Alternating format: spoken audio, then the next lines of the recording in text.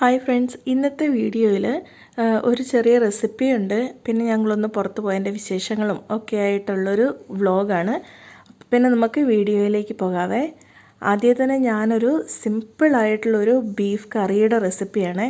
അതിന് വേണ്ടിയിട്ട് ആദ്യം ഞാനിവിടെ 1 കിലോ ബീഫ് എടുത്തിട്ടുണ്ട്.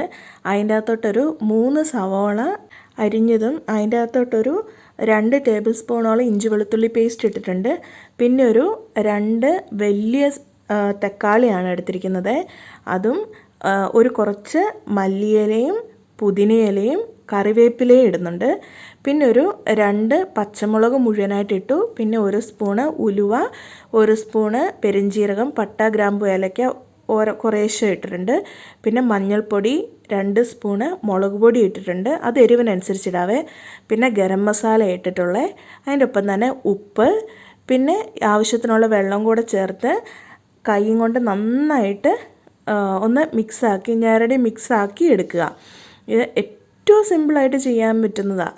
ഇതിൻ്റെ അകത്ത് നമ്മൾ മല്ലിപ്പൊടി ഇതുവരെയായിട്ട് ഇട്ടിട്ടില്ല.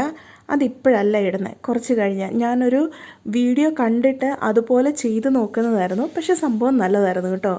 അത് കഴിഞ്ഞ് പിന്നെ ഗീ റൈസാണ് ഉണ്ടാക്കുന്നത്. ഗീ റൈസ് ഇന്ന് ഇച്ചായൻ്റെ സ്പെഷ്യൽ ഗീ റൈസാണ് കേട്ടോ. ആദ്യം തന്നെ കുറച്ച് നെയ്യ് ഒരു പാത്രത്തിലേക്ക് ഒഴിച്ചിട്ടുണ്ട്. എന്നിട്ട് ബേ ലീഫ്, പട്ട, പിന്നെ പെരിഞ്ജീരകം, ഗ്രാമ്പു, ഏലക്ക, പിന്നെ മറ്റേ കറുത്ത വലിയ ഏലക്കയില്ലേ അതിട്ടിട്ടുണ്ട്. കുറച്ച് ഇഞ്ചി വെളുത്തുള്ളി പേസ്റ്റ്, ഇതെല്ലാം കൂടി ഇട്ട് നന്നായിട്ടൊന്ന് വഴറ്റിയ ശേഷം കുറച്ച് കാഷ്യൂനട്ട്, പിന്നെ ഒരു ചെറിയ സവാള, ഒരു പകുതി സവാള ഇട്ടിട്ടുള്ളൂ. അതും ഒന്ന് കളറ് മാറുന്നത് വരെ ഒന്ന് വഴറ്റിയിട്ട് അതിൻ്റെ അകത്തോട്ട് ഉപ്പും ചേർത്തു. പിന്നെ അതിൻ്റെ ഒപ്പം തന്നെ അരി കഴുകി വാരി വെച്ചിരിക്കുന്ന അരിയും കൂടെ ചേർത്ത് അരിയിലെ വെള്ളം ഒന്ന് പോകുന്ന വരെ ഒന്ന് വറുത്ത് കൊടുക്കുക. എന്നിട്ട് അതിൻ്റെ അകത്തോട്ട് 1 കപ്പിന് 1.5 കപ്പ് എന്നുള്ള രീതിയിൽ വെള്ളം ഒഴിച്ച് അതൊന്ന് വേവിക്കാൻ വെക്കുക. അതിന് 1 വിസിലടിച്ച് 2ാമത്തെ വിസിലടിക്കുന്നതിന് തൊട്ട് മുമ്പ് എടുക്കുക. അതാണ് കറക്റ്റ് പാകം. എന്നേരത്തേക്ക് നമ്മളുടെ ബീഫ് കറി റെഡി ആയിട്ടുണ്ട്. ബീഫ് കറി ഞാനിതിപ്പം തുറന്ന് നോക്കി. അതായത് ഇത് അത്യാവശ്യം നന്നായിട്ട് വേവണം.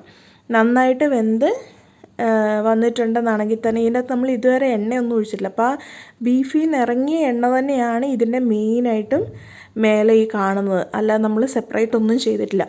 അതുപോലെ ഇതിൻ്റെ അകത്ത് മല്ലിപ്പൊടി ഇനിയാണ് ഇടാൻ പോകുന്നത്. മല്ലിപ്പൊടി ഇടുന്നതിന് പകരമായിട്ട് പച്ചമല്ലി എടുത്ത് നന്നായിട്ട് വറുത്ത്, അതായത് അതിൻ്റെ നല്ലൊരു സ്മെല്ല് വരുമല്ലേ, അതുവരെ ഒന്ന് വറുക്കണം. വറുത്തിട്ട് ഫ്രഷായിട്ട് തന്നെ പൊടിച്ചതിൻ്റെ അകത്തിട്ടിടുക. അതായത് പള്ളിക്കറി എന്നും പറഞ്ഞുകൊണ്ട് ഒരു ബീഫ് കറിയുണ്ട്.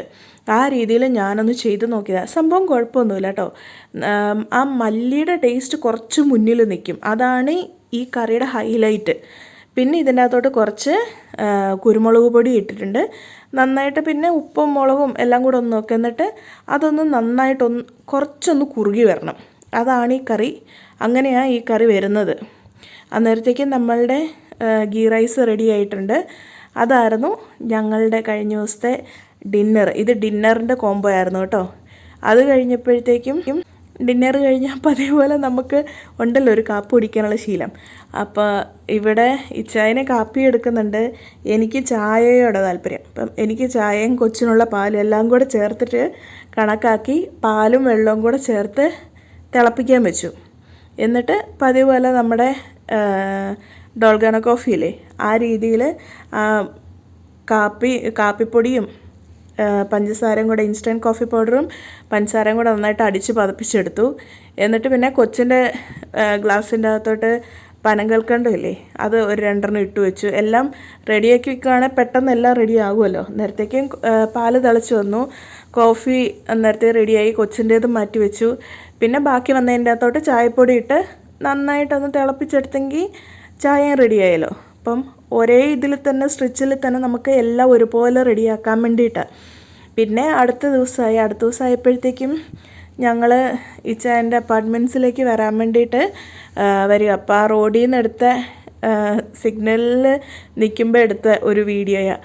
അത് കഴിഞ്ഞ് പിന്നെ അവിടെ വന്ന് ഇച്ചായനെയും കൂട്ടി ഞങ്ങളൊന്ന് ബുർജ്മാൻ മാളിൽ പോയായിരുന്നു. അങ്ങനെ ബുർജ്മാൻ മാളിൻ്റെ അങ്ങോട്ട് അവർ അപ്പാർട്ട്മെൻറ്റ്സിൻ്റെ അവിടെ നിന്ന് മെട്രോയുടെ അങ്ങോട്ട് പോകുന്നിടത്ത് തന്നെ ഒരു പാർക്കിംഗ് സ്ലോട്ടുണ്ട്. അവിടെ നിന്ന് എടുത്ത വീഡിയോ ഇത്. പിന്നെ നിങ്ങൾ ആരെങ്കിലും നമ്മുടെ വീഡിയോ സബ്സ്ക്രൈബ് ചെയ്യാതെ കാണുന്നുണ്ടെന്നാണെങ്കിൽ നിങ്ങൾക്ക് വീഡിയോസൊക്കെ ഇഷ്ടപ്പെടുകയാണെങ്കിൽ സബ്സ്ക്രൈബ് ചെയ്യണേ, സബ്സ്ക്രൈബ് ചെയ്ത് സപ്പോർട്ട് ചെയ്യണേ. അതുപോലെ തന്നെ ഇപ്പം തന്നെ ഓരോ ലൈക്ക് അടിക്കണേ. അങ്ങനെ ആവുമ്പം ഇനിയും വീഡിയോസ് ഇടാനുള്ള ആ ഒരു പ്രചോദനമാവുമല്ലോ എനിക്ക് ഉണ്ട്. അങ്ങനെ ഞങ്ങൾ നടന്ന് ബുർജുമാൻ മാളിലെത്തി. ഒന്നുമില്ല, ജസ്റ്റ് ഒന്ന് ചുമ്മാ നടക്കാൻ പോയപ്പം എന്നാൽ പിന്നെ മോളിലൊന്ന് പോയിട്ട് അങ്ങനെ അവിടെ നിന്ന് കറങ്ങി വരാം എന്ന് വിചാരിച്ച് പോയതാണ്. പോയപ്പം ജസ്റ്റ് ഒന്ന് ഒരു സ്നാക്സ് പറഞ്ഞായിരുന്നു. അങ്ങനെ അതൊക്കെ കഴിച്ച് തിരിച്ച് വന്നു. ഇതായിരുന്നു ഞങ്ങളുടെ കഴിഞ്ഞ ശനിയാഴ്ചത്തെ ഔട്ടിങ്. അപ്പോൾ എല്ലാവർക്കും ഇഷ്ടപ്പെട്ടു എന്ന് വിചാരിക്കുന്നു.